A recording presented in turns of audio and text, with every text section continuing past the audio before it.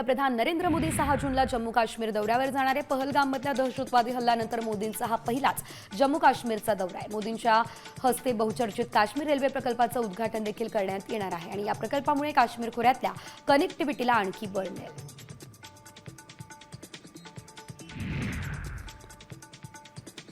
माजी मंत्री धनंजय मुंडे यांच्यावर केलेल्या आरोपांबाबत अंजुली दमानी यांची आज एसीबीकडून चौकशी होणार आहे। धनंजय मुंडे कृषी मंत्री असताना त्यांनी कोट्यवधी रुपयांचा घोटाळा केला होता असा आरोप दमानी यांचा आहे। या संदर्भात त्यांनी एसीबीला पत्र लिहिलं आणि त्यावरती आता एसीबीनं पत्र पाठवत आज चौकशीला उपस्थित राहण्याबाबतही सांगितलं।